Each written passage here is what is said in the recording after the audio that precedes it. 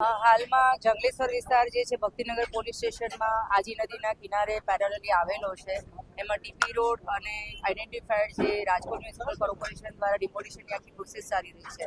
એમાં law and ઓર્ડરની situation બગડે નહીં એના માટે માનનીય police commissioner Shri Brajesh Jha sir અને અમારી બધી સિનિયર ટીમના સુપરવિઝન હેઠળ આ શાંતિપૂર્ણ રીતે ડિમોલિશનની પ્રોસેસ ચાલી રહી છે.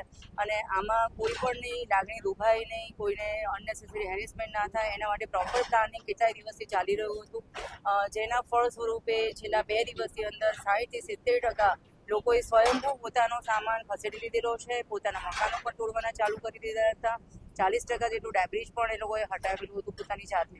અને આજે પણ માહોલ એ રીતનો છે કે અમારી ફાયરની ટીમ, મેડિકલ ટીમ, ડ્રોન સર્વેલન્સથી માંડીને સોશિયલ મીડિયા મોનિટરિંગ બધું જ ચાલી રહ્યું છે. પરંતુ કોઈ જગ્યાએ કોઈ રેઝિસ્ટ કર્યું હોય, અનનેસેસરી ખલેલ પહોંચાડી હોય એવા કોઈ બનાવો બનેલા નથી. જે શંકાસ્પદ એવું લાગતું હોય કે જે આખી સમગ્ર પ્રોસેસ જે છે એમાં ભડકાવનારું બયાન આપી શકે એમ છે અથવા તો જે આખી શાંતિપૂર્ણ ચાલી રહેલી પ્રોસેસમાં કાયદો વ્યવસ્થામાં ખલેલ પહોંચાડ્યા છે એને રાતના સમયે ડિટેન કરવામાં આવેલા.